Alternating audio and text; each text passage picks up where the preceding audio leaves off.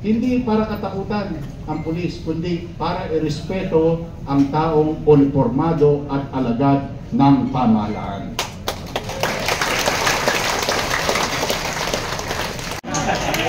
Pero gusto ko lang ipaalam sa inyo, hindi ko kami inaabot ng madaling araw.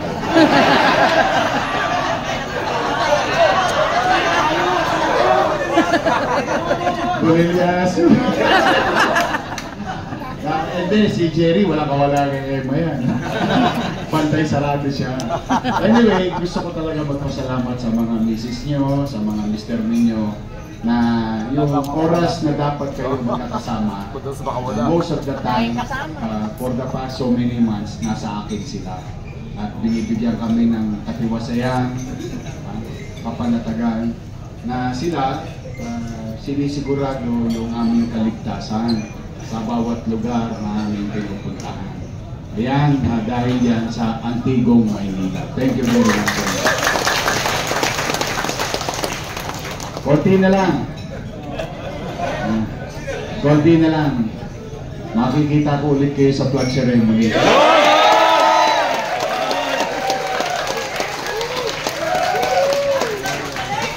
May awa ang Diyos, sa tulong ng Diyos at sa tulong ng mga tagalungsod ng Maynila.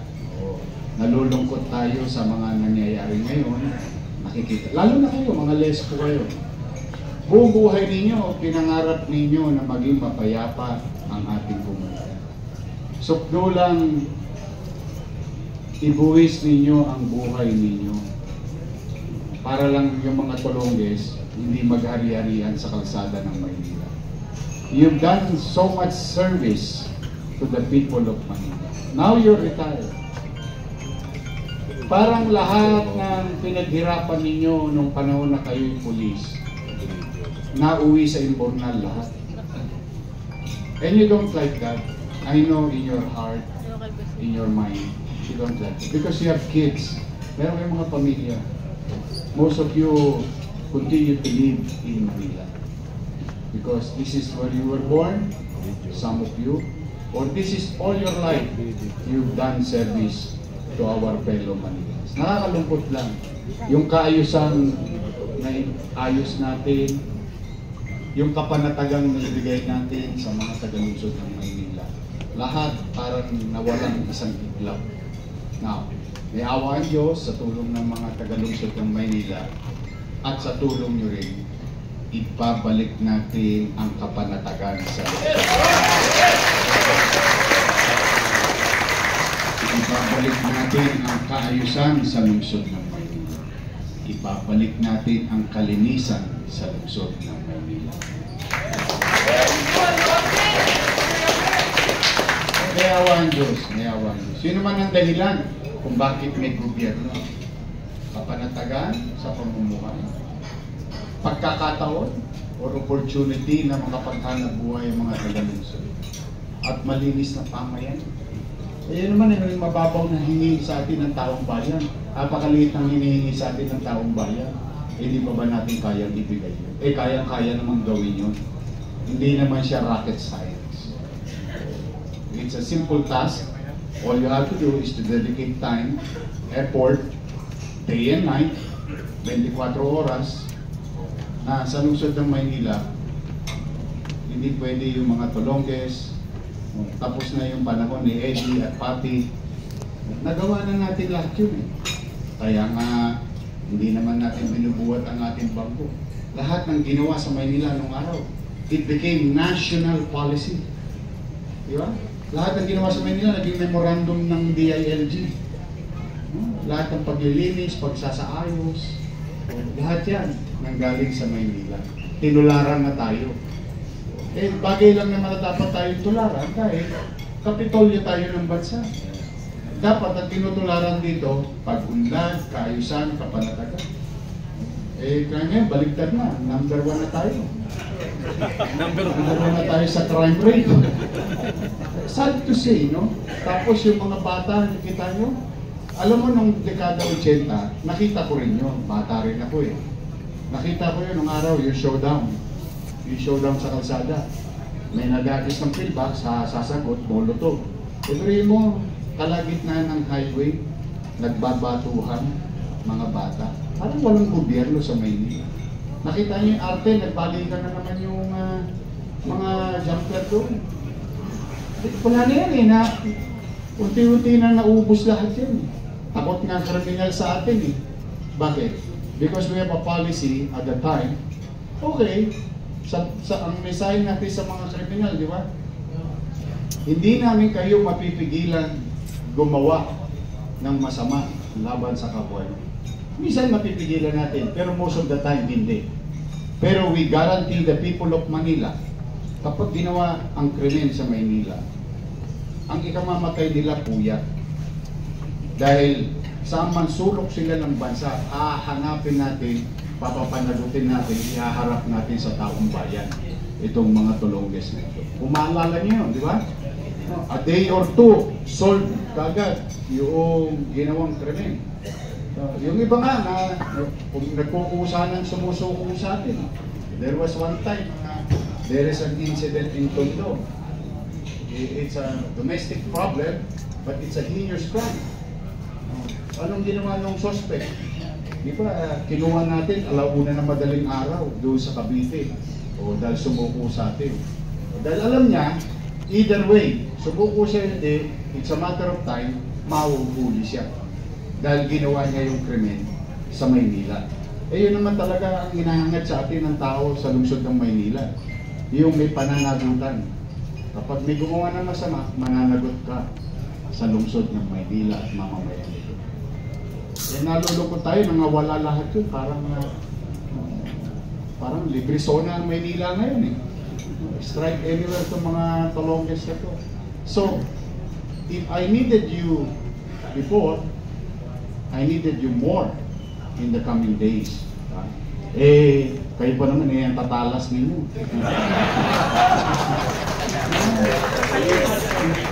Oh, hindi. Alam niyo, ang hindi naintindihan ng ibang tao, yung mga antigo, tumayo lang yan sa kato, alam niya na kagad kung sino yung snatcher.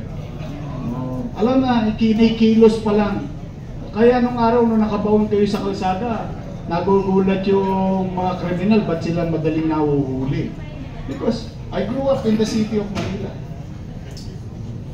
Born, grew up with criminals. I grew up with criminals. Alam natin pare-pareho. E nung araw, alam niyo naman na Mabuhay Street eh. Mabuhay na mabuhay doon. Alam natin pare-pareho yun. Eh, kaya yung salamat sa Diyos, yung hirap na pinagdaanan ko nung bata ko, hindi ko akalain na magagamit ko sa paggugobyerno ngayon. Yung mga karanasan na yun. Eh, nung araw, ang lespo, pagka dumadaan sa amin, tiklop na lamesa.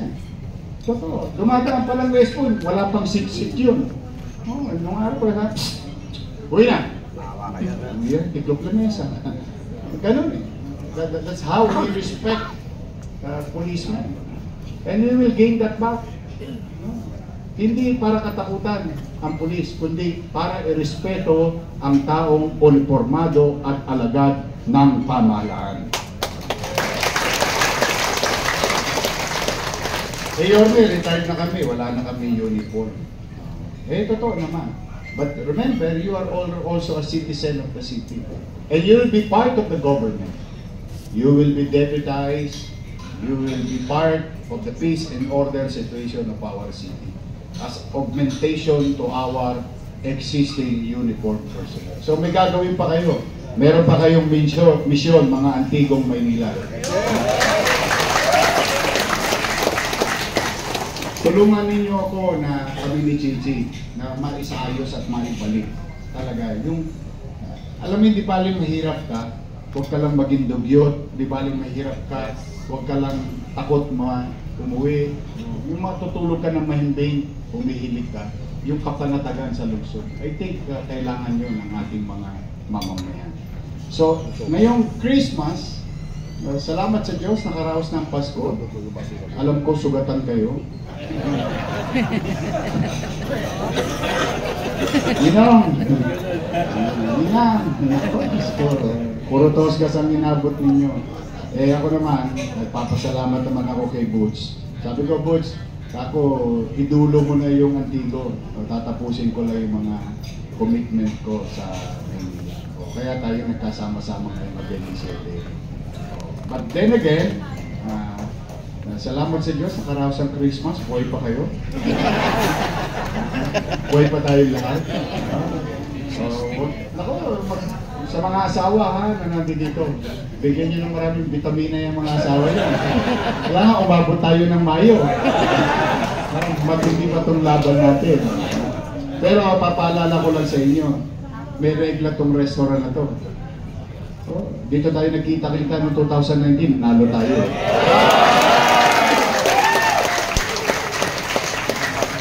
Kumbaga, sa kartada, magandang pangitain to. Tuloy-tuloy ang regla. Anyway, Merry Christmas sa inyong lahat and thank you. Now, it's 2025. Ang wish ko, maging malusog kayo. Yun naman importante sa lahat ngayon. You can enjoy the remainders of your birthdays. No? Talagang ganon. Pasasaan ba? Una-una lang yan. Kaya natin mauna na yung mga kriminal. Abaan ninyo, palakasin nyo ang inyong katawan, magtatrabaho kayo ulit sa pamahalaan.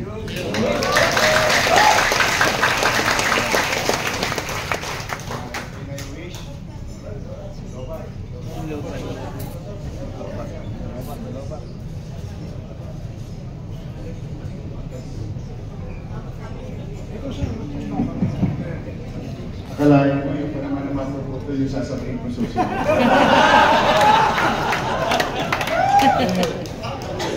Anyway, I wish ko rin sa ating mga kababayan sa lungsod na sana natin magligtas sa sakuna.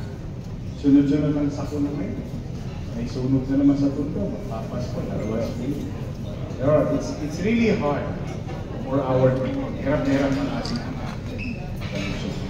So, wish ko lang talaga na maayos ang buhay ng bawat pamilyang magaling. At kapayapaan sa mundo. Yes, not only in our city, not only in our country, but to the world. We've been seeing news.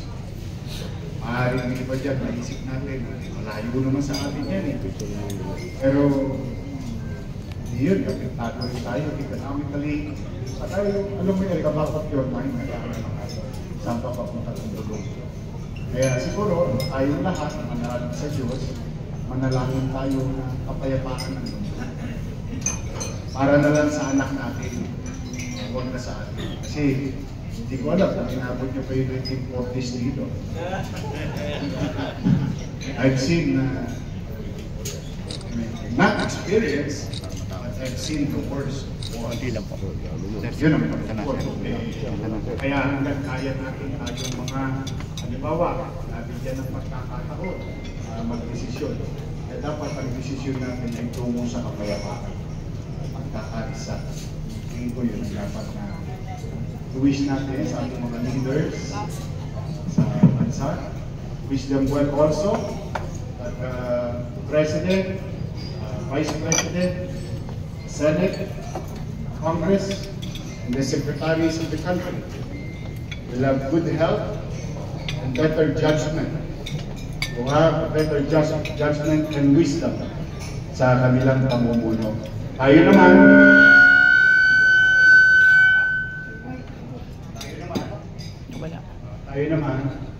bilang mamamayan, sumunod tayo sa alituntunin ng pamahalaan. Yun, tulong mo natin yun sa Presidente, Vice President, mga senador, sa mga congressman, sa mga sekretary ng bansa. The national policy makers, bilang mamamayan. Kasi at the end of the day, tayo rin magkikita sa finance, mga kapwa natin.